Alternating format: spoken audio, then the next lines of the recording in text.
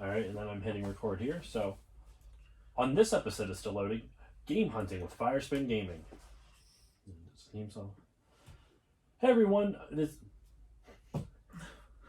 is Josh, and welcome to this new episode of Still Loading. This week's episode, I have Josh back again from Firespin Gaming. Josh, how are you doing today, sir? I'm doing good. How are you? Not too shabby. And also Eric. Eric, how are you? Good. How you doing? So Josh and I just finished recording actually the Horizon Zero Dawn episode, which you would probably have heard last week. This week, what we are going to be talking about is game hunting. Now, this is not something I have as much experience with. I did do a small mini episode on it just a little while ago. Oh, not a little while. It's probably been at least a year and a half now or so. It's been a while. That's my go-to. It's my go-to. So I don't have as much experience with this as you guys do. You specifically, Josh, have a YouTube channel for it, and Eric, you have been on that YouTube channel a number of times, and you do a lot of game hunting in your own right, right? Correct. So, I guess to start off, what are some tips and tricks for newbies? What do you got? What do you have to talk about? What do we got going here? Don't do it at all, because you're not going to be able to with all of us out there. There's a lot of people out there hunting games. Like, when I went hunting with you the one time, there was so many, like, all right, see this guy over here? Yeah, he's also a hunter. We got to get in there before he does. Like, you can just spot it. It's crazy. It worked, didn't it? Oh, it worked. Yeah. I mean, one thing I would say, and this is, Josh has mentioned this before, don't be afraid to go outside your bubble. You're not always going to find what's within your immediate area. Sometimes you got to drive an hour out, 45 minutes out. If you really want to find stuff and you really want to get stuff, you're going to have to work for it. It's just like a job. For instance, my wife, who's in the other room, me and her went out on a community yard sale. Drove 2 hours to go to it. And me and you have had this experience also. Woke up, ass crack of dawn, 3 o'clock in the morning to get to this place by 5, so we could sit down, eat breakfast, then go. Yeah. So we go out, not a single video game to be found out of like the 120 houses that were at this community sale. So that kills you, because you just wasted all your time to go there. So on the way back, we do what's called freestyle. It's like what the American pickers do. Okay. So we just drive around until we see a sign, and then we'll stop. Which, I will be honest with you, 90% of the stuff that I have is from doing just that. Like something that isn't posted online or that you can find online. It's just a random sale that wasn't on Craigslist, wasn't on Facebook. So me and her, we take this back road, one way, one direction back road. We come across another community sale that wasn't even posted anywhere, just another townwide. And that's that sale where I found Toomba, the Haunting Grounds case that was sitting there, and I was like an idiot. I left it. Ended up going back to the lady's house 3 weeks later to see if she still had it, and her son was really pissed off because I bought all of his video games. So it happens. You see that a lot, it seems like. From a lot of stuff that I see in your videos, it's a lot of families being like, oh, I'll sell it. And then like a week later, you hear that the kids are like, why did you do that? Yeah. I wanted this. I wanted to keep it. But they end up coming to the conventions that we sell at, and they end up buying the stuff. I don't know if you want to say that. No, it's part of the business. It is. I mean, they agreed to sell it. You know, me and Eric both, what we do is we go yard selling. We pick up the video games. I do a live video of me doing it. Put it on YouTube just to show other hunters out there that there's still stuff out there to find. And what I do is I take the stuff to conventions. A lot of people will resell on eBay. I don't do that because there's fees. And, you know, you gotta, which we'll talk about and discuss in a little bit, because I recently started selling on eBay. And within, I want to say a week, I made about $1,600. Really? Just selling stupid random shit that was laying around on my floor. And, of course, the last item that I was selling, there was an issue with, which we'll explain later. It's really good. You guys will enjoy this. Okay. But do you have anything you want to put in? I mean, basically, I guess, just a generic statement. When I go yard selling, you know, I'm more of a collector than a quote-unquote reseller.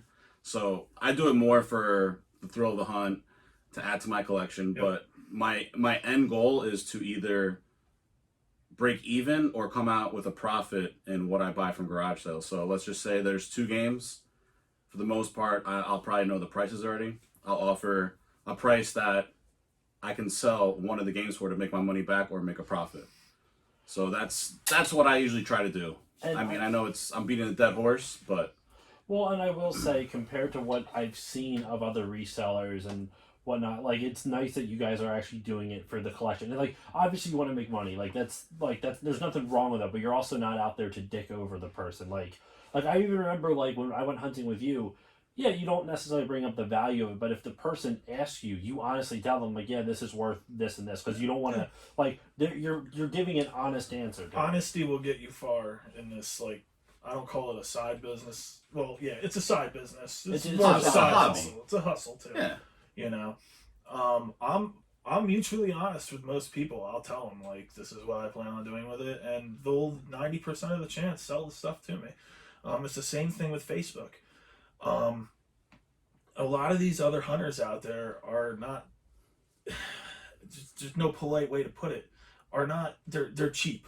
For instance, someone puts up an NES lot for $100 on Facebook. Okay. I go through there. There's a very popular, game in there that's worth $200. Okay. Yeah. Cool. All right. Say there's a gun knack in there. Everybody that I have noticed offers less. They'll say, I'll give you $30 for it. I'll give you $50 for it. Where me, I don't know if you do this, I'll go in and be like, okay, I'll give you $150. Because you and know I'm you're like, going to make it back. why are you giving me $50 more? That's a fair, honest price. And then they end up selling it to me. And all these other people are, and there is a reason I do know this happens, because like an ass, I wanted to test it. I wanted to see if this is truly what's happening, because I noticed I was getting a lot of stuff. Now, last year I slowed down. I didn't go out every weekend. I was beating a dead horse last year. I just didn't really care. This year I plan on going out, but with coronavirus hitting, which we'll get into in a little bit, I don't want to get off topic, it's probably going to be slow in the beginning. But for instance, I went on my wife's Facebook and I put a immaculate box lot up, and I wasn't selling it. Well, actually, I was. It was all my doubles that I would take to a convention. So I posted it on there for $250. It was pretty much full retail. Okay. I got hit with so many under $100 offers. It was the most hilarious thing in my life. I was laughing so hard. And it's another good way to find out who all the other hunters are. And you get an idea of what the market the hunters are willing to pay for it. So you kind of, because they are only how to in outbid it. them. Most of these people are in it for a profit. We're like me and him. You can obviously see I collect. Yeah. I have a wall and of games. for those who are listening to this in podcast form, we are recording this for Josh's YouTube channel, and like his game room is fantastic. I think I mentioned in the last episode just a bit, but like you can see like this, it's not just to make money. This is clearly like a passion of yours. It's not just you're not just in it just to make a profit.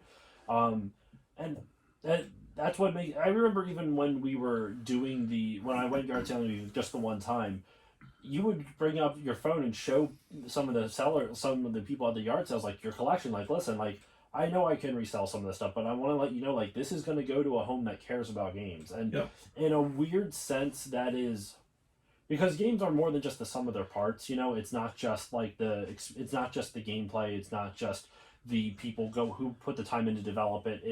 It's the experience that everyone gets out of it, and the people who are just in it for the money, who don't give a shit about that experience. It's very apparent.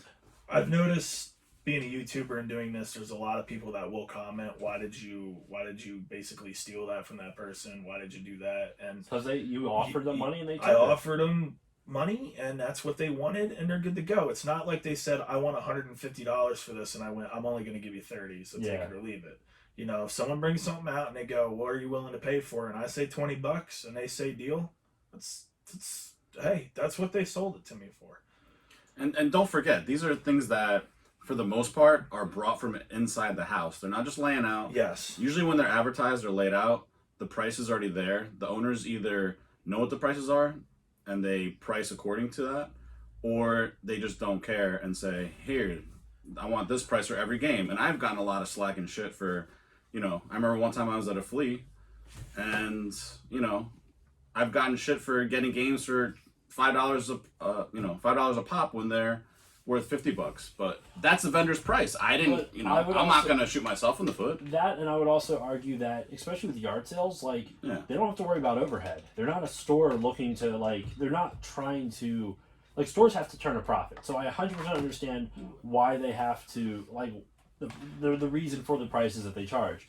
But when you're at a yard sale, you don't have overhead to worry about. You're not paying to rent that space. It's your house. It's like you already own that. Yep. So it's literally everything at a yard sale is meant to be like, I don't need this anymore. Let me just get rid of it. And if they want to strong arm you for it because they know what it's worth, that's totally fair. That's totally on them. They understand the value of what they have to a collector, to the market, and more power to them. But how there was a woman I worked with, and she I bought off of her 32 complete in the box NES games. 40 for 40 series. The 40 for 40 series on the podcast that I did.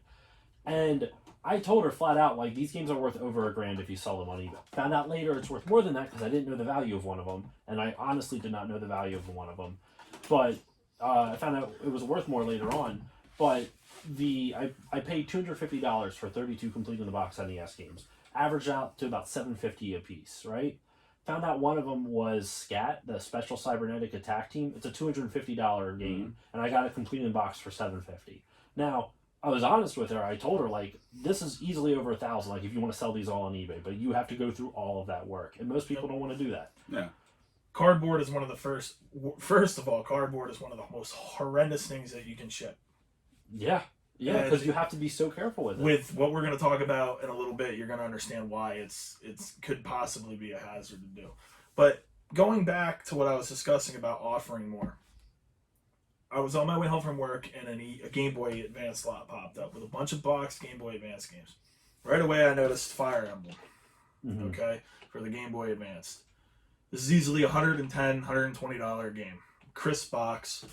Lady was moving out of her house, found the stuff. Bunch of box games. There's a video back there. I don't know where it is, but Somewhere on your channel. Yeah. I forget what I paid for it, but I offered her more. And next thing you know, I posted it on New Jersey's retro gaming community Facebook page. I was like, look what I picked up. And a bunch of people were pissed off at me because, they didn't get the chance to get it. And if you offer more money sometimes, you'll get it. Big deal. You offer a little bit more money. But it shouldn't matter if you're a collector looking to get this stuff for your own personal collection rather than just trying to make a dollar doing it. And it's even so, like, I understand I understand jealousy with it to an extent. Like, I look at some of the stuff in your room, man, and it's not like jealous in the sense of like, oh my gosh, it's not envy. I want to make a clear distinction. I'm legitimately happy at all the shit you've been able to find because it's cool stuff to look at, and the fact that it's going to someone that's not just in it for a resale or something like that makes a huge difference to me. And like you were saying, like when you posted it to that New Jersey retro game group, like the fact that people were pissed off tells me more about them than it does about you getting it for a steal, because it comes down to greed, jealousy. Exactly. There's times where one of my favorite things is, and it's in a bunch of videos I've done, where I've literally walked up to the house, asked if they had any video games, okay? This one lady goes, you know what, I think I have some Sega stuff. Sure enough, she comes out with a bin. It's got an NES top loader in it, and they're all NES sports games, but a shit ton of them, okay? I'm literally going through it on the porch, away from the rest of the yard sale. This guy comes up, starts reaching in the bin. I look at the guy, I go, what are you doing? Yeah. I end up editing that part of the video out because things are said. And this has happened to me so many times where people will just go right around you and start digging through stuff. It's like, bro, I'm buying all of it. So there ain't no point in even looking at it. I remember you telling me, and I probably talked to you about this when we went out that weekend. That, and I also remember another story you told me, and it didn't happen when we were yard selling together, but it happened to me when I actually went yard selling in my area just for like a day or something. I took like one day last year to do it. And I found a yard sale near me, and I asked them, hey, do you have any video games? So that's a big tip you always give everyone. Always ask if they have games, because not a lot of times they don't have it out on the front. They're like, oh, I forgot to bring that out, and then they go get it. But the reason I bring that up is because there was one time that I went, and they're like, yeah, someone's already asked me for that. And I'm like, let me guess, did they come at like 6:30 in the morning? And they're like, how did you know? I'm like, because what you told me, I didn't tell them that because that would have been a much longer story for them. But the fact that like they'll post about a yard sale and then people will show up like an hour or like a half an hour before the yard sale is supposed to start just so they can get a jump up on the competition. And I'm like, there's people still sleeping. Yeah. Like they're not even ready. There's still in their door pajamas. knockers out there that will knock on your fucking door and try to get video games. That's insane. how sad this hobby has actually gotten. Now, I want to do a funny video where like I have you and Josh come out. You can come along too, but you're gonna not like this. We're gonna go through my town and start knocking on doors. Oh god. Like the Jehovah's Witnesses. I'll wait in the car. There was one time I told it on the podcast. There was one time that I think you mentioned it in the video too. Yep. This lady, I forget what she had, but she had video games upstairs, and it could have been something In the attic. In the attic. And he drove back around after she said, like, I don't feel like getting him down. And he offered her like what, $20 or I offered her $20 to go back up in the attic like and bring just it back. $20 just to go look for it. This That kid doesn't even turned white. That's not as even a ghost and squealed down into his seat. We go to leave and I'm like, you know what? She goes, give me your phone number. If I find him, I'll call you back. And I go, you know what? That's not good enough for me. And he's like, he's sitting in the passenger seat. He's like, because you won't get it. What are you talking about? I'm like, it's not going to work. So I go around the block. People are looking at us like, what are these idiots doing? I know, just right? Here. And then I put the window down. I go, yo. And she's like, yeah. I was like, I'll give you $20 if you go in your attic just to find him. And she's like, no. She still said no. Some people just don't want to make money. I listen, I've gone to so many yard sales where people are like, oh yeah, I got a fucking shit ton of PS2 games upstairs. And the next thing you know, it's like, all right, man, you could. And when they say they don't want to go look, that's when I start throwing dollar signs at them. I'll go, you could have anywhere between $50 to $400 worth of stuff in that box. You know, to trigger their mind to say, oh shit, maybe I should go up and get that stuff. Yeah. And when they still say no, it's like, what the fuck's wrong with you? Don't waste your time. I just told you can make money. And it's not like I won't offer that to them. But they don't care. And it's like, why? Why don't you care? Like, I'm going to give you money. It's not like, you know, depending on what you have will depend. Like Facebook, game hunting on Facebook is fun for me. I put ads out. I've seen not your ads, but other people's ads. They'll put something up for like $1, but it'll say I'm buying games. Yes, and a lot of people that respond to that either know what they have or they don't have, or you'll get other people that do what me and Eric do. Yeah. That'll message you, be like, I got a big tub of NES games, and then you look and there's like 65 Mario Duck Hunts in there, and it's like, okay, bro, I know what you're doing. Like, it ain't gonna work. But do you have anything else you want to put into this topic before we get into the other ones? It's just it's this hobby is just it's cutthroat. Like sometimes, you know, we were talking about how, you know, people get jealous of what you get, but at the same token, like other people get stuff too before me or Josh or anyone else. So you have to have a short memory. You have to have short-term memory and just keep it moving. And a lot of people worry too much about what other people are doing and commenting about what other people are doing. Just worry about yourself, do what you got to do, and you'll be a better hunter for it. There's a video, one of the biggest guys that does this hobby that actually got me into it. He's a Canadian. His name's CJR on like YouTube. SEEJAY and then ARE. Yeah, I shot you over to his channel one time. Yeah. I started watching him. I got into it because I typed in game room. Started watching him. He wasn't actually the first person that I watched that did video game hunting. It was actually Craigslist Game Finds. Okay. And they've since just fell off the earth. I think it's Day One White. Yeah, Day One White does it. Fanta. He just started again. Fanta did a Fantavision thing, but that's the channel that primarily got me onto it. Then I saw CJR, then I got into Reen Bean and all that. Maximus Black, who's now a car enthusiast. He had good content. But yeah, he did it on Twitch, which was pretty unique. Yeah. That is interesting. Yeah. Now, CJR has a video. It was 3 years ago. Which one? He found one of those old Coleco arcade machines. Oh, like the tabletops? Tabletop. Yeah. Okay. Someone in his pickup truck drove by and went, that's worth like $200. when he was buying it for, I want to say, $20 to $50, which is what the guy wanted for it. Yeah. So you have to deal with shit like that too. That's another game hunter who's sore, his ass, it's just it's not wiped properly. I mean, and in all he honesty, missed out. I don't want to, whatever. I'm not trying to boast or whatever, say whatever. It's happened to you too. I know, but if I see someone that I know is looking for video games and they're already at a sale that I come by, you know what I do? Walk to the next one. I'll either nod at them, and I will go on the opposite side of town, so that if I do meet them, it's at the very end of garage sailing. Just keep it moving. Yep. A lot of people like to go into the people's sales and see what they're getting and be nosy because they're not worrying about themselves. They're worrying about what other people are doing.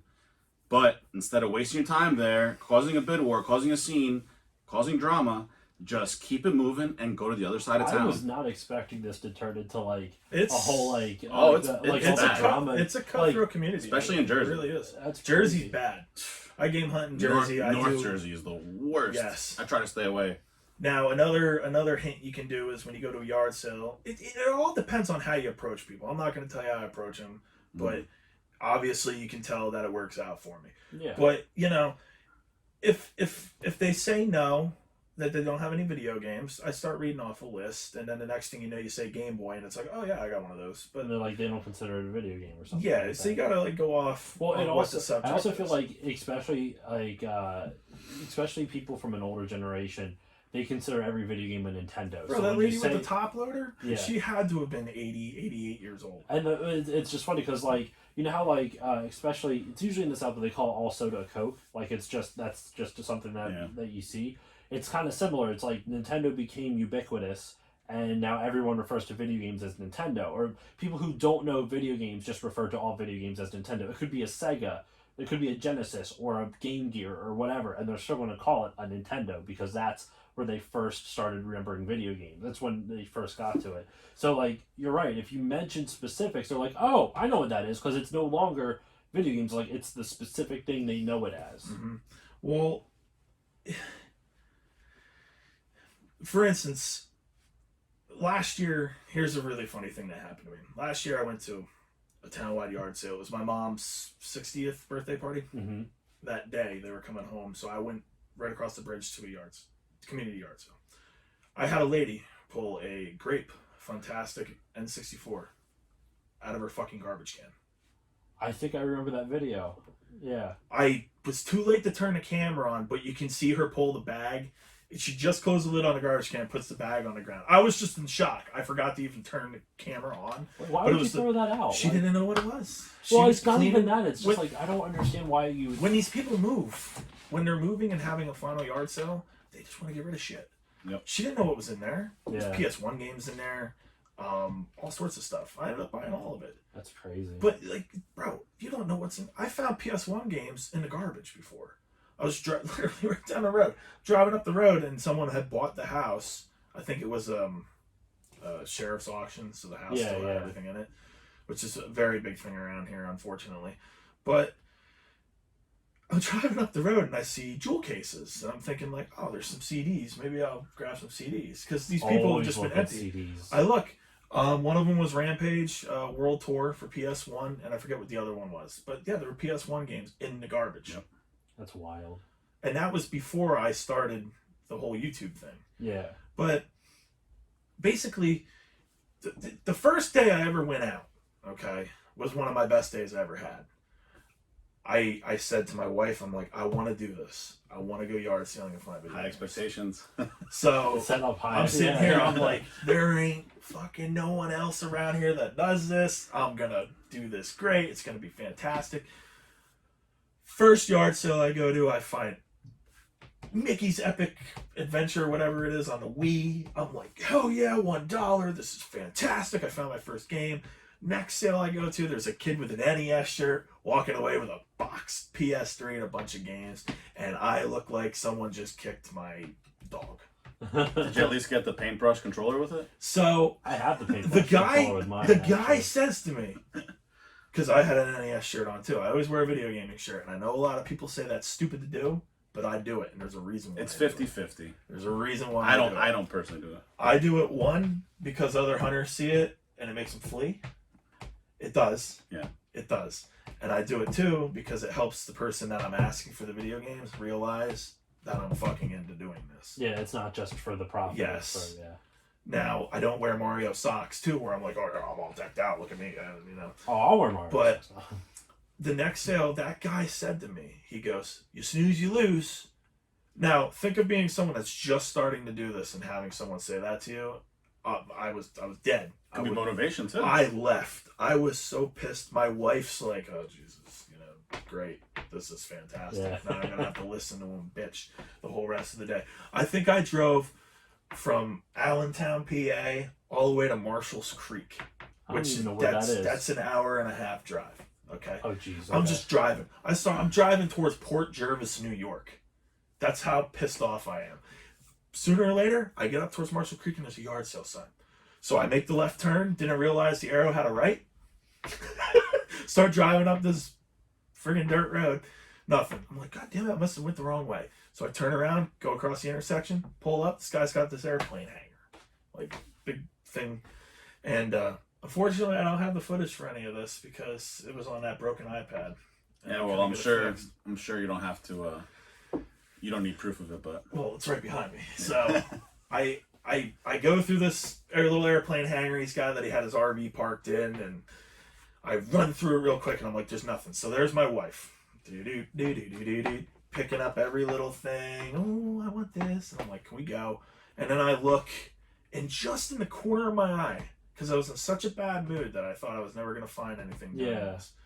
I see the N64 logo, and I'm like, how did I not see that? I walk over there. There's a boxed smoke black N64. Is that the one that's That is the one that is sitting right there. Okay. I paid $30 for that. With this console still in it and everything? The console is mint. Oh, that's Everything's beautiful. still in its wrapping That's paper. beautiful. The kid basically got it for Christmas and never used it. There's a $30 sticker on it. I looked at the lady, $30. She goes, yep. I gave her the 30 and I threw it in the trunk of my car. again, that was her price. Okay. Then I go back because underneath the box was the tub full of games. There's about $400 worth of games. I paid $55 for. Now that I negotiated for. She goes to me, she goes, you cannot have the Pokemon game that's there because that Pokemon game is worth $200 on its own. It was Hey You Pikachu. It's a fucking $15 card. Yeah, the card is worth nothing. The console, The microphone. The console's a $400 Yeah. console. Yeah. The microphone is worth more than the game. So I said, all right, whatever, that's fine. And then the father comes down and basically said his son's worthless, you know, and throws me a free Sega game, which didn't work. But still, you got a free. But that just goes to show, don't be in a bad mood because you'll eventually find something. And I've learned that over the 3 or 4 years I've been short doing memory. this. Well, that and it's easy come, easy go. Like you never know what you're gonna luck into. Like and you never know what you're gonna miss too. Like remember when the one time I know I keep referencing it, but that one time, the only time I've gone with you, there was we were looking through PS1 games. There was a black case. And he overlooked the black case. I never opened it. He never opened it. I opened it up, found Twisted Metal 2 and 4 and 3. I think at least 2 and 4. You found all the Twisted Metals. Not the originals. Cabela's Deer Hunt. Cabela's Deer Hunt and it was a PS3 copy of Modern Warfare 3. Yeah. But it was all these games. Twisted Metal 2 was the prize. It's a good lot. You paid what, $1 for that whole? Yeah, I It's paid probably $1. like at least $40, Paid $1 right? I paid $1. For Yeah, it I because- got Resistance while I was there. Yeah. Which is the greatest PS3 trilogy of all time. If you haven't played the Resistance, I still have to beat all those games, and I want to do episodes. that'll be a of it. 5-hour episode. Oh, fair enough. We'll go into complete fan lore. that is a series that they need to bring back. Dude, for the PS5. Insomniac Games makes great games. I'm a huge Ratchet and Clank fan, so I will always support Resistance because it's made by there is a Insomniac. troll group that goes on to Insomniac's live streams because they do live plays. Yeah. And literally just goes on there and says, "Bring Resistance back." And they're all like, "Oh my God, go away." That's like what is it? Limited run games. Everyone's always asking for Scott Pilgrim on theirs. You ever see that? Yeah. Everyone's asking for Scott Pilgrim, but they're like, "Oh God, another." They're pretty active on social media. They'll respond to the trolls. That's a whole It's other funny. thing. You got these guys to buying up all these limited run games and keeping them sealed. They don't even play them. Creating the market themselves. Creating the market themselves. There's another YouTuber that does it. He's a joke. I'm not for it. I don't care. You know, there's a whole thing with this YouTuber thing. Okay. Most of these YouTubers you see are not them actual selves. They put on a fake persona. They act like they're all this and that, and when you deal with them in real life, they're not who they are on YouTube. Yeah. You know, it's sad to see. You know, going to conventions, you see this. You know, I got to sit there and drink with Jay from the Game Chasers for 5 hours. We drank a whole bottle of tequila. Not my proudest moment, but I literally sat there with this guy, and I said to him, like, "Do you want to talk about something other than video games?" And the guy, you would have thought 400 pounds just came off his shoulders.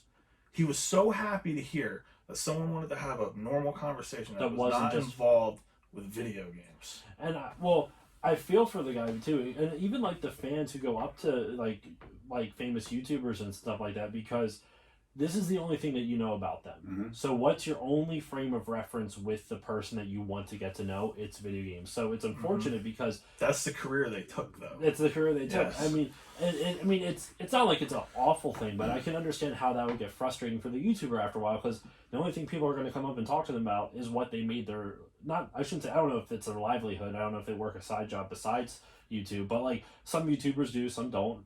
But they whatever they do, they become known because of this one thing. Yep. And even with like this, like with the video game podcast I do, that's how I get like people talking to me about like, oh, I know you like games, do you want this? And that's fine. But I also then of course end up getting like, they'll see a Mario and be like, oh, that's Mario, don't you think it's cool? I'm like, yeah, it's cool, but I've seen 1,000 Mario things. Like yeah. And I will always be polite. I'll never be rude about it. I'm like, oh yeah, thank you for pointing that out to me. But and I'm nowhere, like, Game Chasers are way bigger than I'll ever be. Oh yeah, me too. Like it's not even that. I feel for the guy in an extent. I don't have a lot of subscribers. Sorry. No, sorry. I gotta say this. No, go for it. I don't care. Okay, I put the stuff on there because it's a fun hobby to do. I'm not in it to get monetized, because if I was, I would have gave up by now. I don't care about getting my $80 YouTube check, because that's all you're gonna get with friggin' 10,000 subs. Big deal. I don't care. I work a 40-hour a week job. I drive a train. I participate in the world. I'm not a full-time reseller. You know, I got good benefits, insurance. I'm set. I'm looking at real life, not the second life that I have, which is video games. But I do it for fun, and that's why I like doing it. But these other guys, they're just so stuck up and just, you know what I'm talking about. And I think, you know, I don't think we should take every word he's saying, you know, negatively. It's just that, you know, there's nothing wrong with being a full-time reseller. Obviously, like, no, if that's your job, that's your job. You're working, you're hustling, you're doing what you have to do. There's a guy named Chase After the Right Prices on YouTube. Would he clear 30-40 grand over December? Yeah. Good for you, dude. That's awesome. You got twins. You got to support your family. Exactly. That is fucking beyond amazing. $30,000 something this guy made on Amazon, reselling. That's crazy. Yeah. And it's not like he's bullshitting you, because he shows you the proof. He actually shows you screenshots. And he shows what he makes on YouTube also, which was clarifies, which justifies what Josh was just saying. Yeah, he made what, $280 in a whole year? I don't remember, but yeah, it was nothing crazy. Unless you're Mr. Beast, where you got 25 million views on a video, you ain't making shit. So that's why I could care less about monetization. You know, I work. I have a real job. Again, I think more of what Josh is trying to say is that there's a lot of people on there's a lot of YouTubers that, you know, they aren't themselves. They put on a fake bravado for the camera, but when it comes to real life or doing real life things or supporting their fans or whatever they need to do, they're just a complete 180. Well, the whole e-begging thing is the greatest thing too. Radical. So I literally like, so it's funny because like I wasn't expecting this whole thing to happen. So this is I told you when we just left the bar. We did. To be fair, I do remember you mentioning we should do a whole episode about game chasing in general, about game hunting. I just don't. It only took us 2 years. It only took us 2 years to do it. So, but I wasn't expecting like all of, I don't want to call it gossip, but like all the frustrations. This feels cathartic for you guys, almost in a sense. Like just get your frustrations out about the bullshit that goes on in the game hunting world. And oh man, there is so much lore. I mean, for instance, what is it? You got Radical Rick, who does nothing but just bash all the bigger YouTubers, like John Hancock, who's supposedly not ever going to have a video game museum, and is basically just taking everything from anybody so he can say he has it. Which, you know, I really don't care. I don't get into that shit. It doesn't bother me much. The guys did leave a sore taste in my mouth when I met him at a recent con. You know, I gave them some stuff, said, hey, give me a quick shout out and all that, and they never did, which is typical of bigger YouTubers. I don't ever want to become that, which is why I'm glad I only have a small sub count. Well, and also, like, I think there's a benefit to when you network with people who are up and coming, and I don't mean that in a shitty way, but like by you networking with people who are up and coming, you get to know them at the ground level. You get to know them before anything hits them. You get to know them before fame could possibly change. Doesn't mean it will. Yep, like which it's happened before. Fame does change people. I'm and gonna also keep my doesn't mouth change shut, people. but this is just, yeah, it's beyond my limitations of being able to talk about, because there's some bigger YouTubes people that I know, and I don't want to ruin a relationship with them. That would be more something where like they would have to come in, which they never will. But that would be something that we could do at a convention. I can hook you up with them. But there was an incident where a YouTuber was doing a collab with one of them, and this guy became very, very, very, very, very, very popular, and basically just shot off the other YouTuber. Well, you know, he remembered that. And when he went into a hard place, he wanted to come back and went to the guy and said, hey, would you like to do something? And he said, go fuck yourself. Yeah, because like you screwed me over once before. And I like a lot of the YouTubers, or not to say YouTubers, a lot of the content creators that I work with, that's why I try to pick more like when I network. I was saying this off mic. When I network, I always want it to be with someone that I actually like, someone that I can actually like hang out with. I like you too. Oh, thank you. You have pretty eyes. Well, the funniest thing is how we met. So I started my Instagram channel long before I did my YouTube. Came up with Firespin Gaming. You know, Charizard's my favorite Pokemon, and Firespin's his best attack. I was wondering where that came from. There it goes. All right. So you don't want to. Who do you credit with the name? My wife. That's right. Yep, my wife. God bless her. We're married. Sometimes the ring doesn't fit right now because of the weather change and everything. I have a very bad case of Lyme disease. A lot of people don't realize that. I did not know that. And it does affect me. Ever since I got it, I gained a lot of weight because my joints they're really fucked up. But we're not going to talk about that right now. We're going to talk about game hunting. So, where was I going to go with this? You had added me as Still Loading Podcast on there, and we never talked. Well, I ended up going to a rinky-dinky video game swap before I started getting like these. Really far away from where we are right now. Yes, like now that I see it, that's down by you. That's like a 2-hour drive for you. Yeah, I went there. I made I want to say like $50. It wasn't even worth going to. They don't do it anymore. That's your guess. They did it twice, and the second time it was right at... You bought Aladdin for me on the Sega Genesis, and we started bullshit, and then he's like, yeah, I got an Instagram channel, you should follow it. He's like, Still Loading Podcast. I'm like, fucker, I already follow you. And he's like, what? I was like, I'm Firespin Gaming. And then the friendship grew from there. You know, I started listening to his podcast. The 40 for 40 series kind of like took a long time, but yeah, no, everyone tells me that like that was like the slow part, but yeah. I still say the 40 for 40 series was what taught me how to podcast. Yes, and you're great now. I mean, oh my god, I still have a long way to go. If you guys have a long commute to work like me, it takes me about 45 minutes to get to work. It's about his podcast, a bunch of other video game related podcasts. They keep me awake in the morning while I'm driving to work, and it's very great.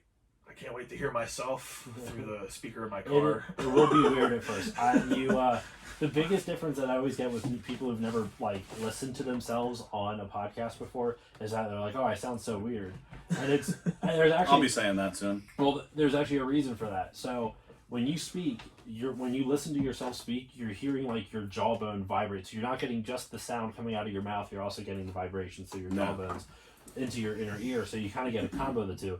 When you're listening to yourself on a podcast or some other audio recording or video recording, you don't have the jawbone added to it. It's just the pure audio. So you sound so different. Like, I actually think I sound a lot deeper when I'm speaking than when I listen to myself just straight. Same here. You have a radio voice. I've told you that many a time. Well, thank you. Yeah, no, that's how you and I met though. It was kind of crazy because I think I remember like looking at your stand and seeing your business card for Fire Spin Game. I'm like, holy shit! Yeah, it was pretty funny. And then I also added Game Case King, but I haven't seen him in ages anymore. I don't know what happened to him. Which one? On Instagram, his name is Game Case King. He was a really nice guy. He sold like posters, and he also sold like he sold like some of the clear boxes and stuff like that for your box games. I'll tell you what. Don't take this too sensitively. I'm a sensitive person. We go on. I've met some of the best people I could have met through this hobby. Oh, 100%. Great people. Fantastic people. Great people. Just fantastic.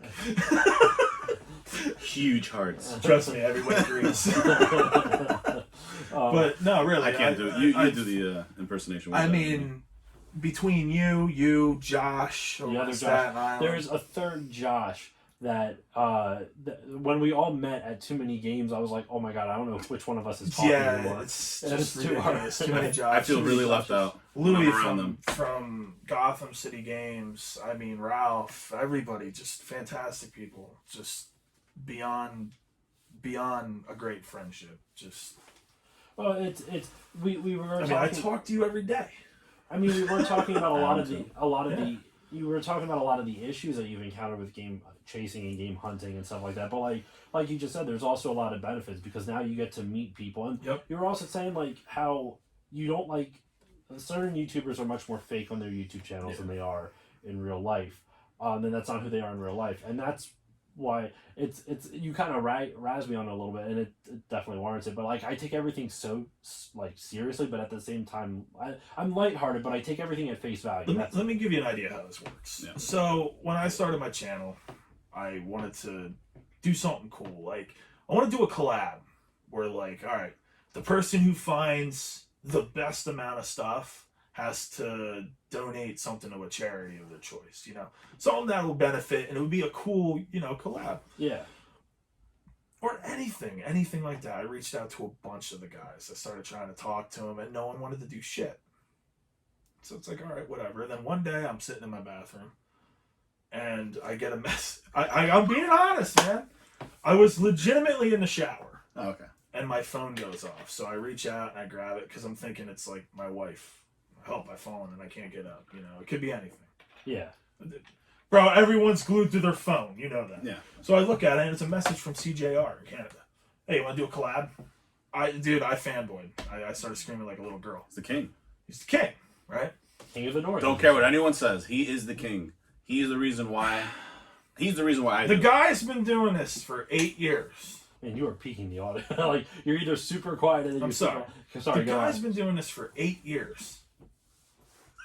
Why me? Yeah. Yeah, no. Did you ever talk to him about it? Oh yeah, I've talked to him offhand. I'm real with people. Like I'll message him, be like, dude, nice finds, blah blah blah blah blah.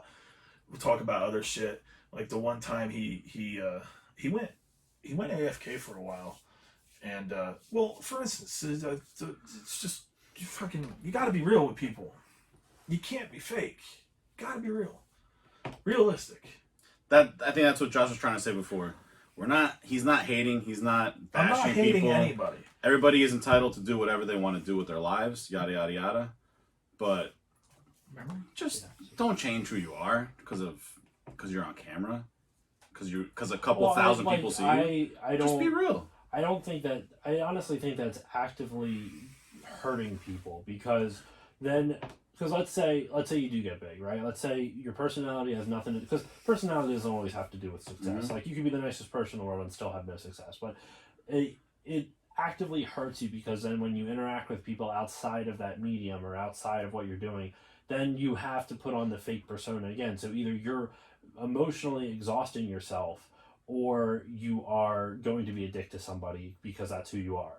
So then that hurts your fan base. And then what happens, it sucks. Like Kevin Smith talks about this a lot. Like he's always so great with his fans. Mm-hmm. And he'll say like, it only takes one fan that you're an asshole to. He doesn't say that exactly like that, but it only takes one encounter. Like they'll ruin it. And they'll ruin it. Yep. They'll remember they'll spread it to everyone. And if you're nice to someone, they'll be like, "Oh, that person was really nice," and they won't say a word to any of their friends. But if that one celebrity, whoever it may be, I'm not even talking about like YouTube celebrity or higher, that one, if you're a dick to one of them, they're gonna tell everybody that you're an asshole. One negative will destroy 100 positives. Doesn't matter. Comes to a line that I know from a song. Fuck living positive because negativity spreads faster. Oh, I always live positive That sounds anyway. good. Want to play it? Lloyd Banks.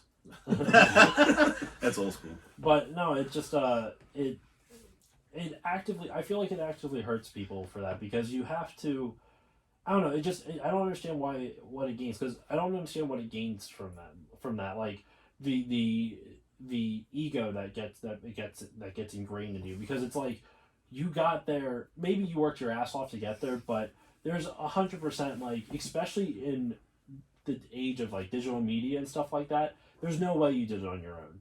You didn't get on your own without networking. You didn't get because when you network, like, as soon as you start networking, you're no longer doing it on your own, because other people are pimping your shit too. So it's like you're not by yourself anymore. You had everyone help you. Hell, even like all three of us were married. Our wives support us in some way, shape, or form. So it's like you're no longer doing your own. The fact that someone's willing to put up with your shit while you do something that like, at least for me, actively eats money. I lose money on the podcast because it costs a certain amount for hosting fees. I've spent probably close to $500 on the rig. Granted, once again, sorry to bring a third mic. I totally miscommunication. Otherwise, we wouldn't be sharing this one right here. Failure. So if you guys actually hear anything with Josh and Eric, it's because I only have one mic for both of them. They're doing a good job though. Josh, I have one question for you. But you said you probably lose money doing the podcast, but why do you do it? Oh, it's fun. It's fucking Exactly. fun. Because you have a passion for it. It's because I like talking about Exactly. video games, and it's. Editing a video, I'm sure, is just as long as editing a podcast. I would say it's longer. It takes me about 6 hours to do a video. So what's nice about editing a podcast is it takes the length of the episode, because I just listen straight through it. Yeah. The longest part is adding the theme song and also adding the outro music that I put on every episode. In the beginning, I would edit out every swear word. I would talk differently. Now it's to the point where I just don't give a fuck, because I'm not trying to be someone I'm not. And that was actually the same with me. Like I've said before, I'm actually fairly religious, believe it or not. I know you are. But I also am not the type that, like, I don't talk about it on the podcast, and I definitely don't act like a stereotypical religious person. I'm not going to get into the theology behind why I kind of act the way I do, but like I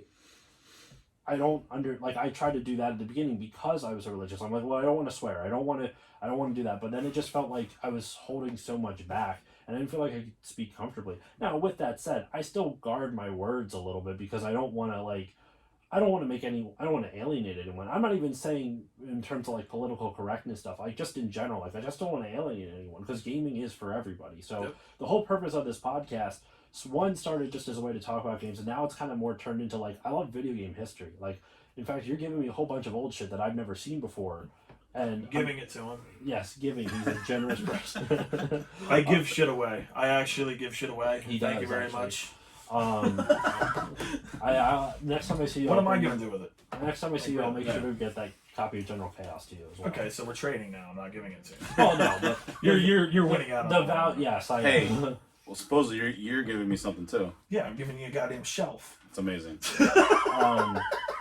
But no, like it's you do it because you love it. It's the same thing. I had Game Dave on the podcast before, and he's a full-time teacher. Yep. He doesn't make money off of YouTube, and his videos have super high production value. He has great likes quality. Doing it. Yeah. He loves to do it. He's a good guy. He's a really nice guy. He's a Isn't he part of the Game Chasers movie cast? He is part of the Game Chasers movie cast. No shit. Yeah, he's in it. Yeah. He was out. He went out and filmed for a couple of days. I wish. I don't get to talk to Dave all that often. I actually emailed him to work on this. Actually, I guess at the time that this episode is going to be released, the project's going to be announced. I emailed him to do an episode on the Summer of PS2 that I'm doing, but I haven't heard back from him. So I know he's a busy guy. When are you doing that? This summer. Well, good. Me and him will be here. Okay. We'll come to you. But no, he's also a dad now, so he also has to actually take care of the kid. So I understand his schedule's probably chaotic, but I still remember opening up my PS2 on Christmas Day, and it's in the other room. Is it? Yep, that was the one That system I held on to. That's the other reason. See those Game Boys? Yeah. Those are mine and my brother's original purple Game Boys. That's awesome. Yep. That's everything else I sold like an idiot, but I bought a ring, and that's why I'm married. Yeah. And I love my wife dearly. I love you. She's not in here. I know. She's going to be so confused too. Like, why is he just randomly yelling at Her parents are sick right now, so she was going to go over there and hang out with them, but but no, the other half of the podcast is just nostalgia. I fucking love like the memories associated with video games. And PS2 is the same thing. Like I remember when we got my PS2 for Christmas. We still have the exact same PS2. It's over at my parents' house, but they still have it. And I still remember like opening up the my brother got a gift and it was a DVD, and this was before we had a DVD player. Did you open a game up before you opened the system? We opened a DVD up beforehand, okay. And I remember seeing it was a VeggieTales. But you didn't have a DVD player. And I was the dumb kid that was like, "Oh, that's cool," and I moved on. And then my mom's like, "No, look at it." I'm like, "Yeah, it's VeggieTales." She's like, "No, look at it." And I see that it's a DVD. I'm like, "No." And then the next thing over, this box comes out wrapped. I'm like, "You got to be kidding me!" And it was the PS2. Probably was as big as this table. So when I opened my PS2 up, I got Medal of Honor Frontline with it, and I remember putting it on in the first missions to D-Day invasion. Dude, and that game, we that had was it on good. our TV in the was living good. room, and my dad was sitting on the couch, and he's like, "It's like watching a movie." Well, growing up through time, when I got my PS4 and I was playing a war game, when I was still living at home, he came into the bedroom and he's like, "Holy shit!" It was like, yeah, man, it's crazy. What year was the PS2 released? 2001. 2001? PS2 was 2000. 2000. 2000. It was a 2000. millennium. So I was So 15. the summer of PS2 is in honor of the 20th anniversary of the PlayStation. Nice. Actually, PlayStation 2 came out in Japan in March, and then in November in North America. Yeah, So yeah. it's the same year, but just a couple months Over apart. 150 million units sold. Highest selling console of all Yep, time. and that's because it was a DVD player I too. remember I Oh, bought. 100%. Well, my parents bought me PS2 because I wanted to play one game specifically, GTA 3. Barbie. GTA 3, Both. great game. Barbie, TA. See, GTA. my whole nostalgia. I don't really have nostalgia for PS2. I probably played 10 games on You it. were saying off mic you're a little bit older than us, so you're Yeah. more an NES kid, right? Or was it Yeah, Super I'm Nintendo? definitely a cart based. And if I go CD based, it's Saturn or PS1. Mine was an N64, but I'm old enough that it should have been Super Nintendo, but I didn't have a game console until I was like 10 or 11, Yeah. and that was the N64. That There was you my go. first There console. you I've go. said it 1,000 times on the episode. Oh, I mean, I still have great nostalgia for the 64, but nothing like the NES. Is that the expensive one? Yeah, It's like $25, $30. so we're looking at the copy of $101. Yeah. Manhattan TMNT, the Manhattan Project. I don't even know all the shit I have. Well, here's a funny story. My buddy, when we were like, I want to say, 3rd grade, Brett Morris, gets a PS1 for his birthday. His grandma bought him Grand Theft Auto 2. Didn't know what it was. Didn't know what it was. Oh my god. Fucking playing in the living room and you hear dickhead, fuckface, shit like that. There's. The key got thrown out the window. Oh my god, really? Yes. There's. Oh, it was fantastic. I always find it funny with Grand Theft Auto. I've said this on the podcast before too, but one of the craziest things about GTA is that when I took game design in college, and there's a bunch of my professor was telling me a bunch of people who never played video games before played Grand Theft Auto. They didn't know what it was. They didn't know about Grand Theft Auto. They didn't tell them it was Grand Theft Auto, because if they would have, they probably would have heard some crazy news story about it. They got in a car, and they followed all the traffic laws. They would stop at stoplights. I did that. They would go. I do that to be like, I want to see how realistic I can make this, but I never do it GTA like 5. seriously. Me and my buddy Brian Cullen and Jesse Evans, real life friends. Is that Trevor? No, you don't know him. No. GTA 5, the character. Is it Trevor? No. We'd play online and we would legitimately drive the Clucking Bell tractor trailers. We'd go all the way up to the north of the map at the truck stop. Okay. And we would fucking drive the trucks, stop at every stop sign, drive the speed limit. We'd have a little convoy going, and we would drive the Clucking Bell that's in the city. We would drop the trailers. It's so funny how. I'll be honest, I stopped playing GTA after San Andreas. San Andreas is the last one I played. That is I haven't the played highest since. selling PS2 game, by the way. fun fact. It's a great game. It's a really good game. Remember the combine at the weed farm?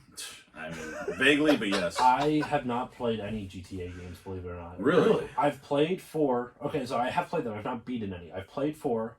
I've tinkered 4 is around, good. I've tinkered around with Vice City, and that's about it. Like Vice City's good too. See, I'm playing Vice City. It was cool, but it does not age well. I'm Yeah. not even talking about the graphics. I totally get why graphics don't age well. I can forgive Vice City, I think so. graphics not aging well, but like Actually, someone did the a controls mod. are not kind. Yeah. Or the time is not Yeah. kind to those controls. That's what I'm trying to GTA say. 3 was on PS2, right? Yeah. Okay, I'm just making I sure I actually got it had right. it. 1, Just making sure I got it right. 2, and European. What was it? The UK. 1 and 2 was on PS1. Yeah, and there's a London one. Oh yeah. Yeah. You all right? Yeah, just yawning. You're boring. No, I'm just kidding. um, Anyway, all right. So, is there anything else you guys want to talk about in terms of game hunting? We kind of went all over the place, which I like. I like how this is kind of more of an informal chat. I already than, told like, you this is gonna be a 3-hour episode. There's we're probably an hour more, in. but at the same time, I don't think we also want to say too much either. Yeah. Well, here's one thing. You have to be unique. You got to think outside the box. With the health epidemic that's going on worldwide right now. I really do believe the coronavirus is going to have an effect with yard selling season this year. Oh yeah, definitely. At least for the first 2 months. So where we would start around now in March, it's definitely going to affect everybody at least into May. Oh yeah, and Um, it stinks because it's like it's going to affect a lot of stuff for It's a going long to affect while. a lot. But I'll tell Yeah. you what, it gives people a lot of time to play video games. I mean, it's getting to the point now where we just saw in the news, 2 hours ago, that Hoboken, New Jersey's now going into lockdown. and Now, quarantine. when this episode goes up, it's going to be in April, but we'll see what's happening still. For you, this is going to probably go up for me Okay, pretty soon after. tonight. Fair enough. Fair enough. But yeah, it's to the point now where do you really want to go? It's going to affect certain parts of the country. Yeah. Okay, where I'm at, it's definitely going to affect not so much as it will a majority of New Jersey. So by me, I could go to Bumblefuck, PA, center of PA, drive a 2-hour distance, go to a couple yard sales, and it's not going to affect that. But if it comes to the point where the country does go into a lockdown, which will happen for at least 30 days, a lot of people are panicking, grabbing toilet paper and everything. Yeah, that's good. Fantastic. You just, bought toilet paper. But if it happens, it's the only way you can stop something like this. And it's not going to be something that's going to get smacked down with a golden fist right away. That's why we're leaning into it. They already talked about if it does come to that, employers have to pay their employees, and then they'll all get a tax break at the end of the year. Mm-hmm. Just don't fearmonger into it. It is what it is. Look at Italy. We're gonna have a lot of the rest time to of the play world. games. That's Yeah. how the thing is, I'm not trying to underplay it either. It's just I always try to look on the hopeful and optimistic side, because looking at the depressing, pessimistic side doesn't help anybody, and it just gives into panic. There has been something. There was the Spanish flu in 1920. There was another virus in 1820. There was probably something in 1720. Then you go back to the Black Plague. It's happened every 100 years. So it's time. It's going to happen. It is what it is. You got to deal with it. But, I mean, if you're stupid enough to go yard sailing during the middle of it, then go for it. I mean, congratulations. Yeah, you made a YouTube video and you found a gun neck. We're proud of you. Congratulations. I'm going to stay in my house, wipe my butt with the 400,000 rolls of toilet paper I got, and eventually starve to death because I spent all my money on toilet paper and no meat. I guess looking at it from the other side too is from a game hunting perspective. Yeah, it might affect garage sales, but it also might affect competition for hunting. Yep. So I guess if you are brave enough, quote unquote, I'm just too lazy. you might, maybe you'll do better than you normally do. Maybe there'll be less competition. We don't know how or what or how long this is going to be. Who knows? But is there anything left that you guys still want to say? Is there anything that we haven't brought up? I feel like you had a list of topics in your head that you wanted to go into. I don't know if we covered them all, or is there anything else that you wanted to talk about? Emerald. Oh, okay. So, like I was talking about before, I recently sold a Pokemon Emerald Okay. on eBay. I'm gonna move over here. So, I sold my Pokemon Emerald for $65 on eBay.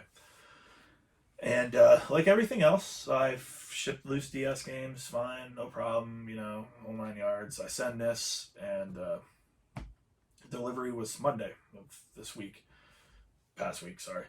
And he got it. It showed it was delivered. And Wednesday, he decides to open a case up. And he leaves a message saying that the game was not in there. There was a tear in the side of the package, like a USPS employee opened it. So now I'm pissed. Because you know that the game was in there and there was no tear. Bro, I put it in an envelope. I wrapped the envelope with duct tape, clear duct tape, like the wrapping. Yeah, tape. packaging tape, pretty Yes. much. The only way you were getting in there was with a K-bar knife or a pair of scissors. Okay. So, I'm like, okay, all right. So I message him. I say, all right, not a problem. Can you please provide photos of the package? So that was my response to him. He responds to me, what was it, Thursday or Friday? Mm-hmm. He responds to me with the packaging. Scissor cut on the corner, just big enough so the Emerald game can come out. So I'm like, all right, this ain't going to work with me. So I call his buddy Adam up, who sells on eBay permanently. And he told me that, that's the slice. Okay. So he tells me you're not going to win. It doesn't matter. Yeah. eBay doesn't back their buyer, their sellers. The buyer always wins. It sucks. I understand it to an extent because there's a lot of shitty sellers out there too, but I get it. So me, who was like, yeah, this ain't going to work. I'm not giving it to him because it's obviously a scam. I look at his account. His account has 66,000 bought items on it. It's crazy. This guy has bought over 66,000 transactions. Unless not one single thing sold on the account. So I go into the PayPal that transaction went through, and there's nothing there. So I go online, I type his address in. So it comes up as a game store in South Dakota. So I'm like, huh, interesting. So I type in the game store online. Well, they got an eBay store. Funny. The package got delivered, what was it, the 9th? They sold one on the 10th. And then he puts in the report that there was nothing in After the it bag was sold. after he sold it. So I call eBay up. I get this real nice guy from America, so it was easier to deal with. And sure enough, the guy goes, yep, this guy's got a lot of issues with his account.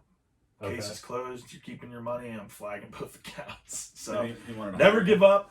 I think he wanted to hire you, right? What? Didn't he want Yeah, to he asked me, "Do you want a job with eBay?" And I told him no. But yeah, and once again, I called eBay customer service up. I was real polite. I was nice to them. I talked to them like they're a human being, like all people should be treated. And sure enough, it went my way, and that's the way things should be.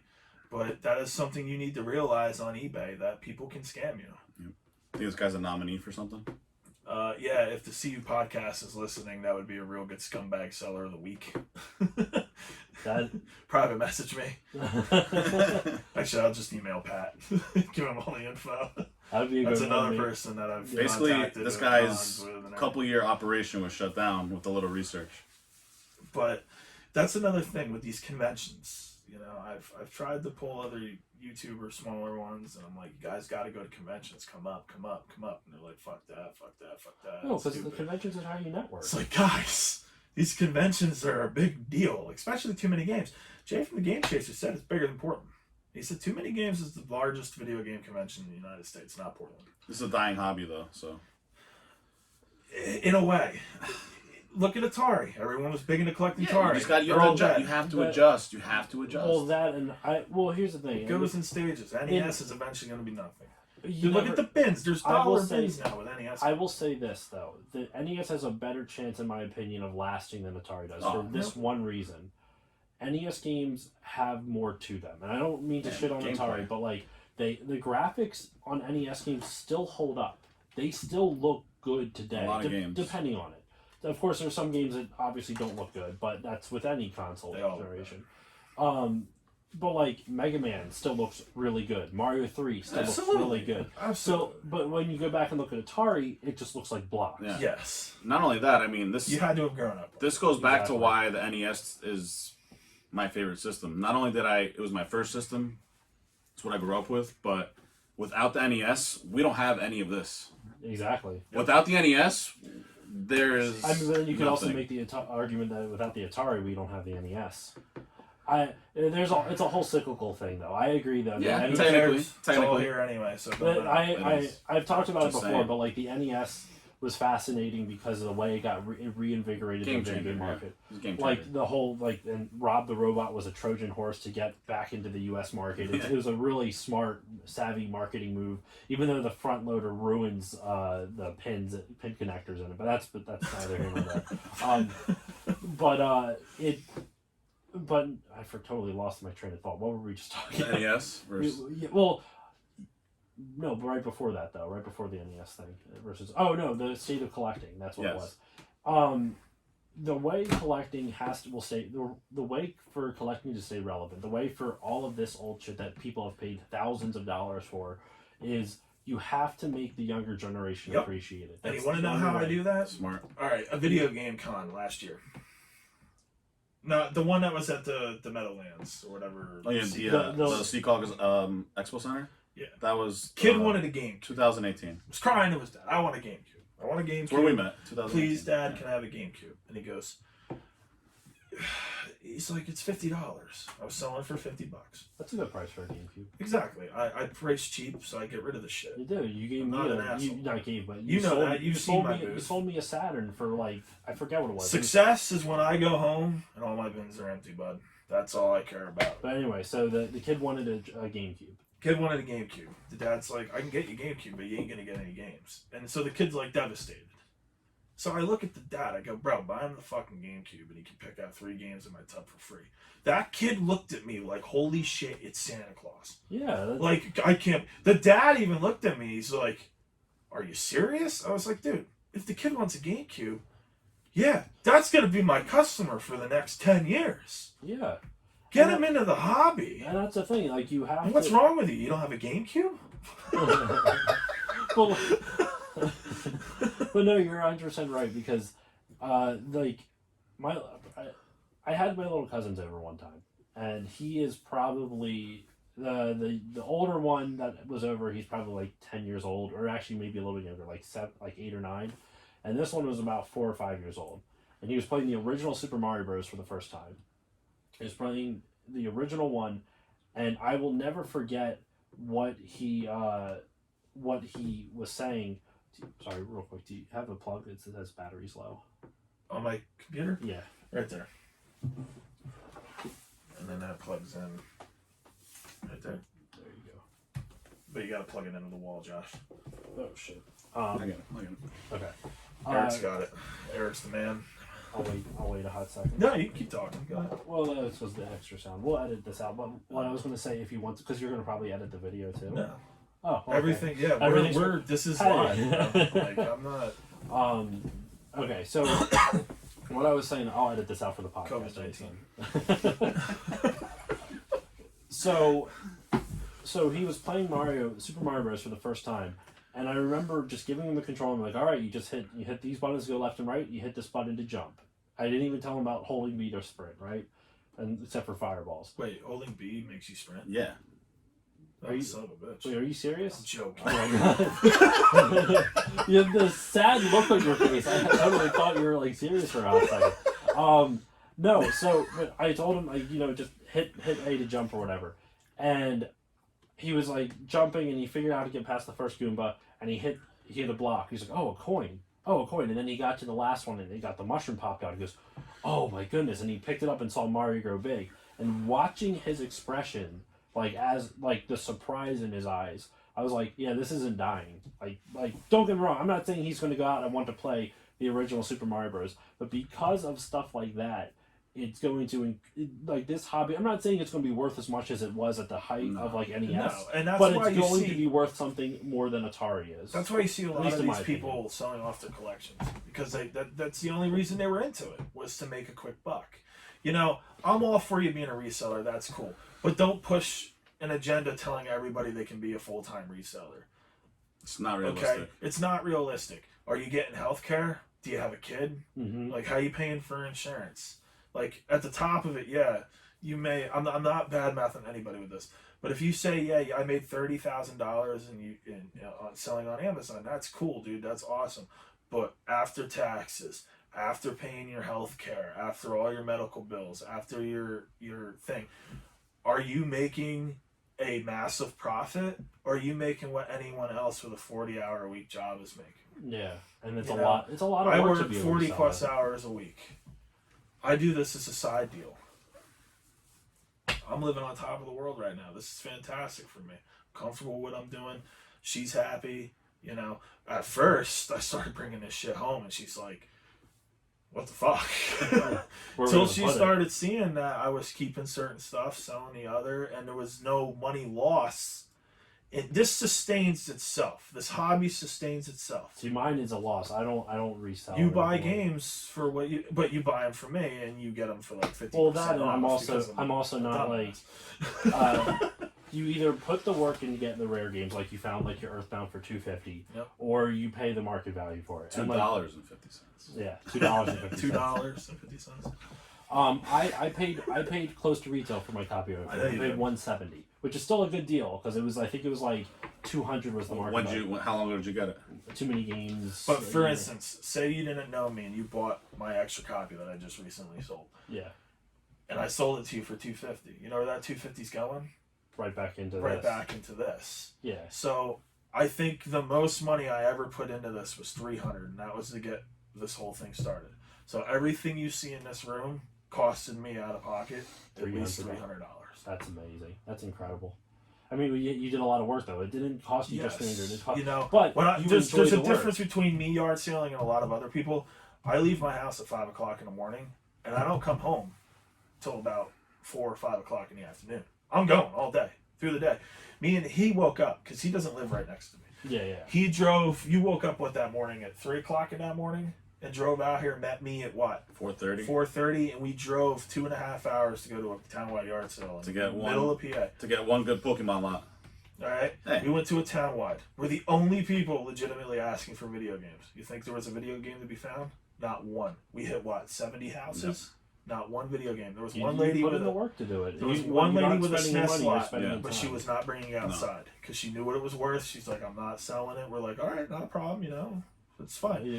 But we still try. We say, Short-term memory. would you like to bring it out? We'll appraise it for you. Because I'll do that. I'll tell them. I'll be like, listen, this is worth about $200. So that way, if they ever decide to get rid of it, they can get rid of it the right way, you know?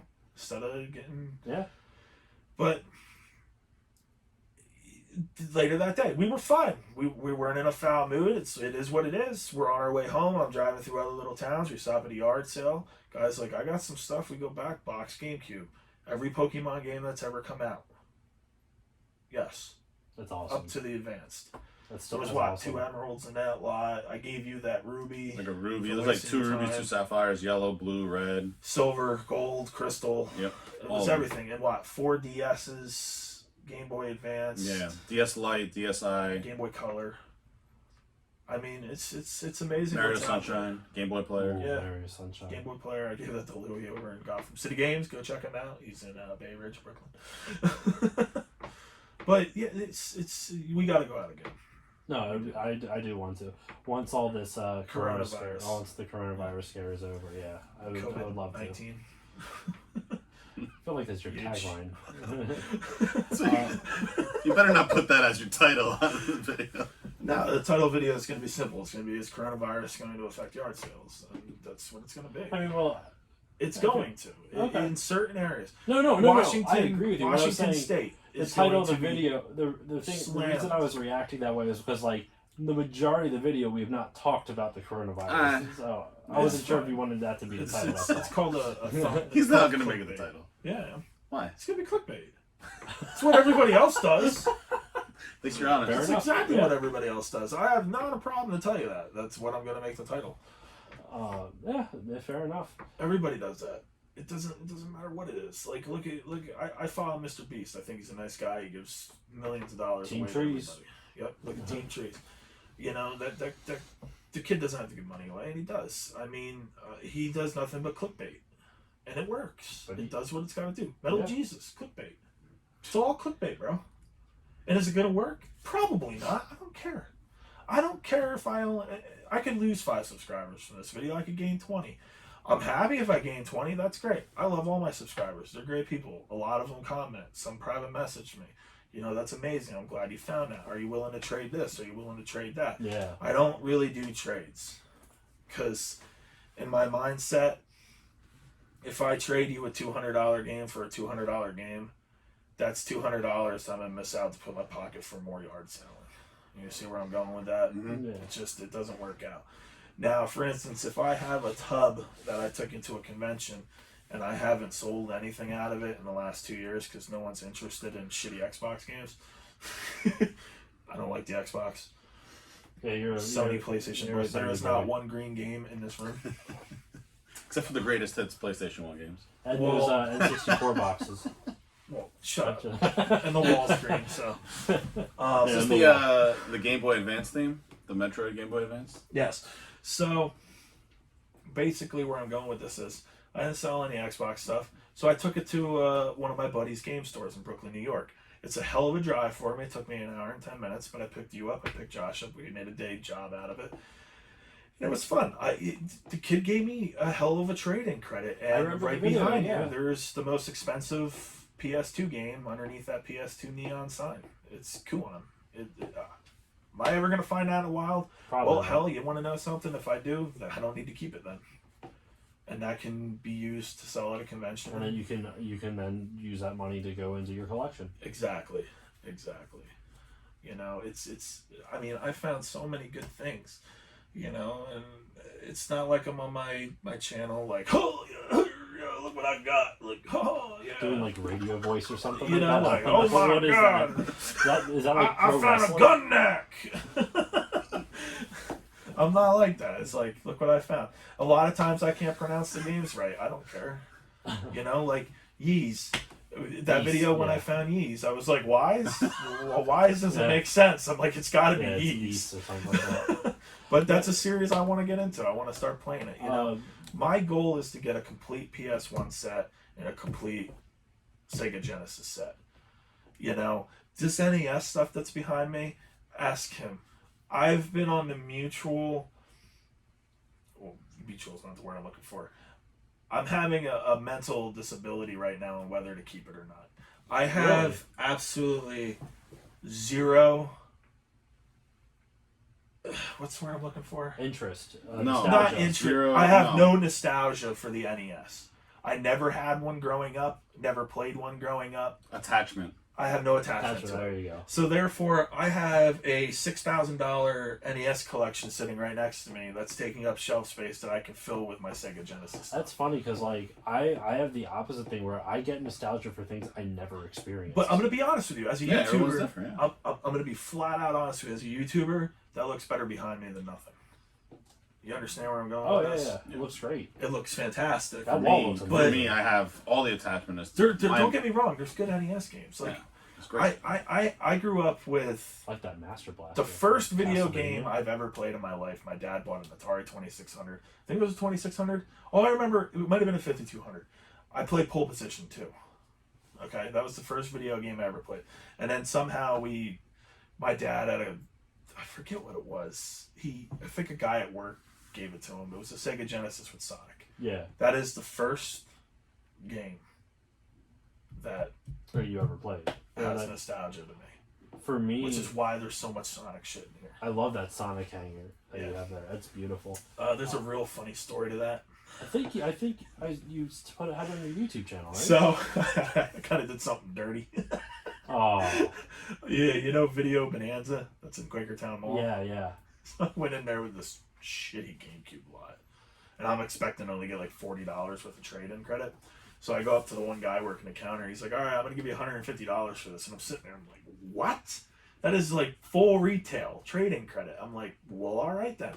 So I How go much up. does he sell it for? I probably They didn't probably say up. They because probably it's up trade-in credit. So, well, that's just it. I don't buy anything from there because the shit's expensive. So I see that on the wall, and I'm like, I want that.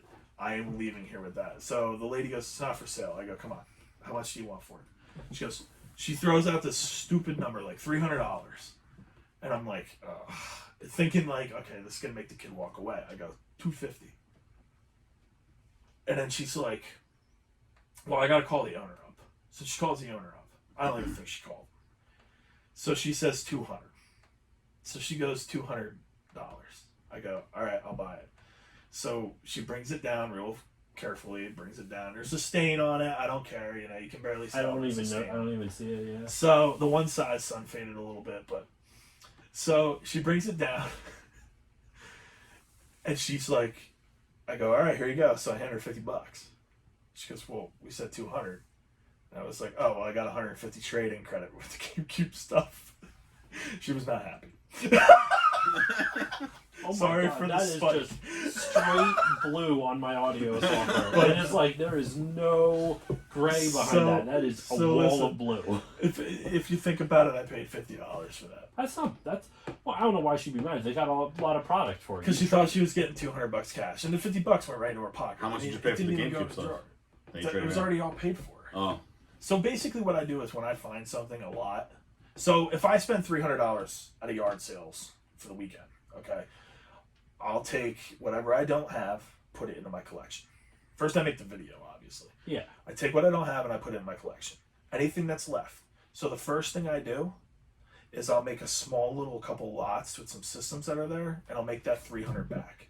Everything else goes into a tub, and that's what goes to the conventions. So one lot that I make up could make me $300. It could make me more.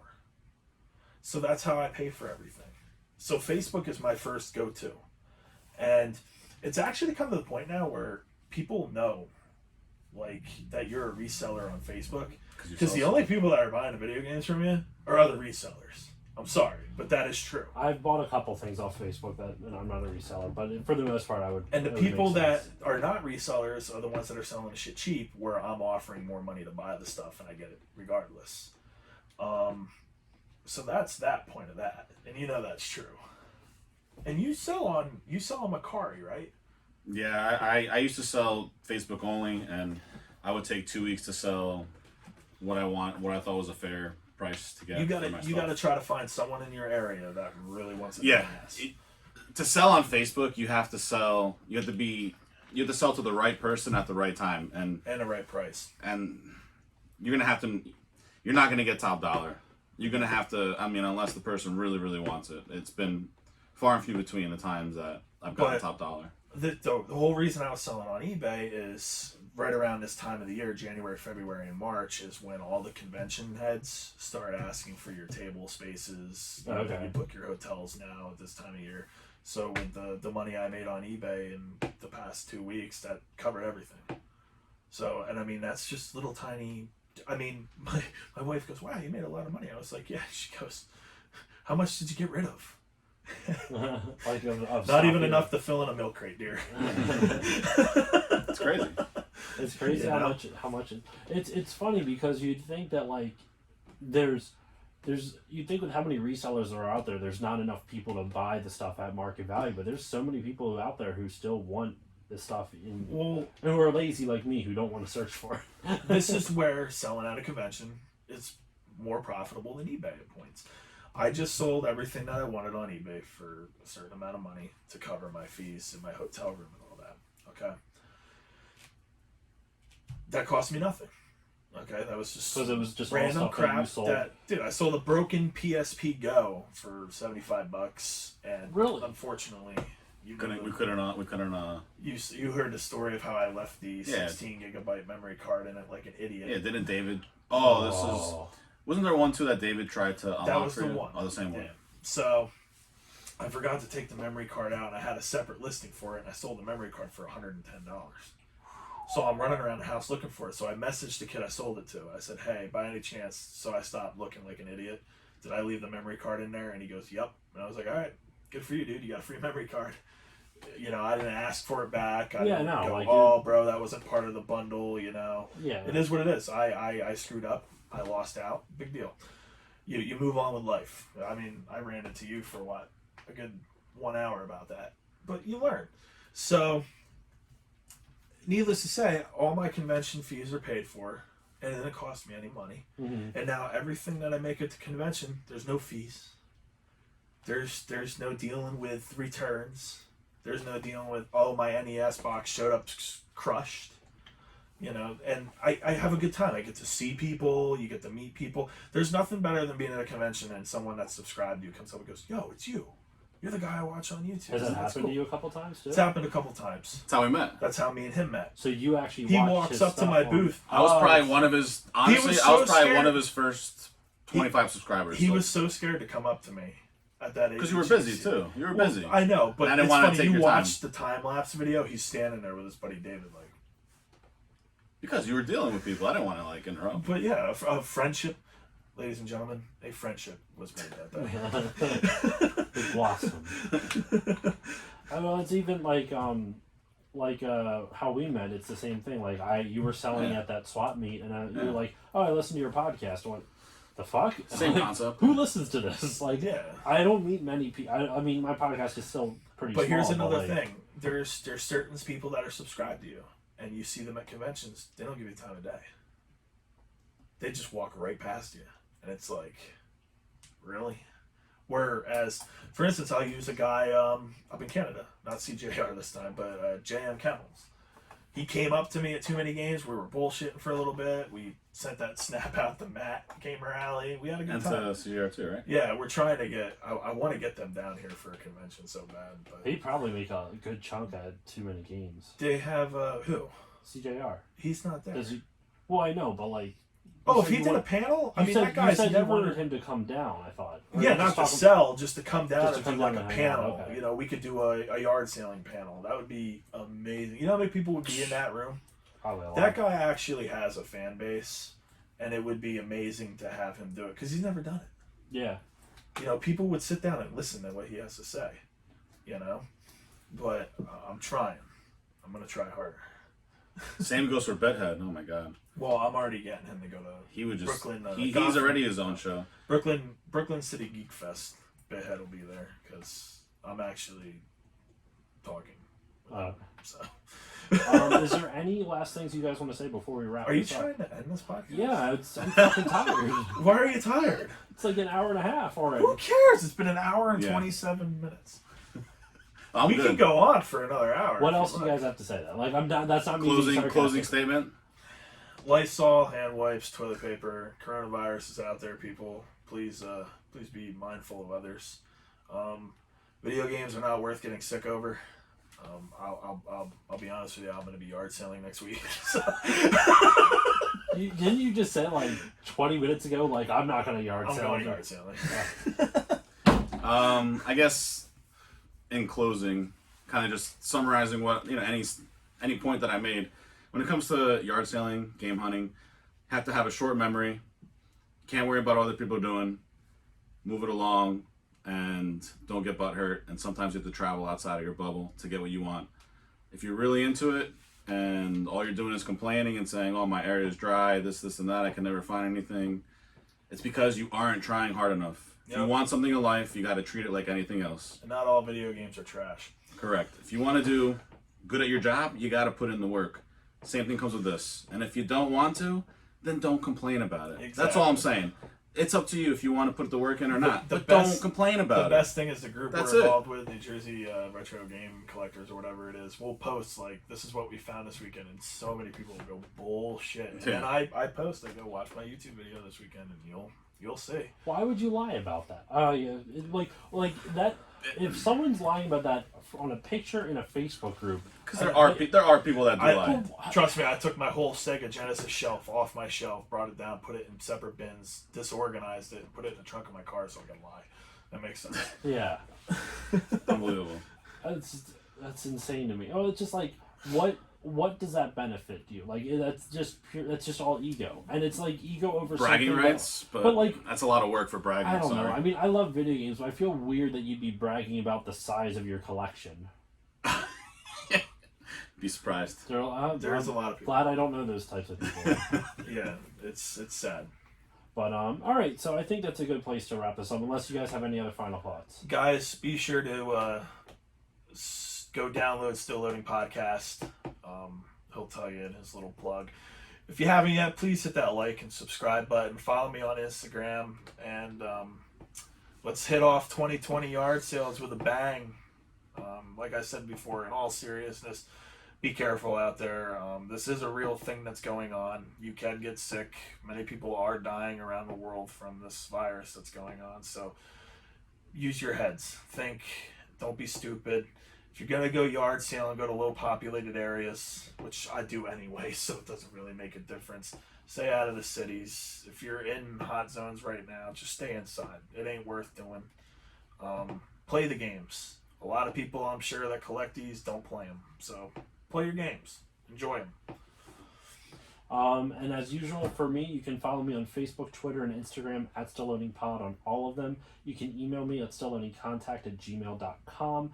The podcast is also partnered with the Bit by Bit Foundation, which is a non-profit organization whose mission is to put video games in the hand of children receiving inpatient care at children's hospitals, video game consoles, and just games in general. If you want to check them out, it's the bitbybitfoundation.org. You can check them out and consider donating. If you want to support the show, I always like to put the foundation first. They are a much more important cause than my selfish ass. But if you want to support the show, just leave a rating review on not iTunes. It's Apple Podcasts now. Apple Podcasts or whatever podcast listening app you use. Or you can check out my Patreon, patreon.com/stillloadingpod. Even just $1 a month helps me grow the show. That's all I got. Eric, do you have anything now? No, that's it. And you didn't get. What's your social media handles again? I know. Firespin_gaming. There you go. That's on YouTube and Instagram. I try to do a video upload every week until yard selling season. That's typically not possible. So, other than that, Josh, I appreciate you coming all the way here. Eric, you too. You came from the New York City area. You came from the Philly area. So I'm in the middle. And thank you guys for coming on the podcast. I was not expecting to get an additional episode out, so this actually does help me. I will have to mess with some of the levels on this, but overall, this actually sounds pretty good. It seems like so. Thank you so much. Nice. So thank you all once again for listening, and I will see you all next time. Do you want to build a snowman? Come on, let's go play. Josh, can you hit that stop button on there? Yeah. See you guys. Well, You gotta hit the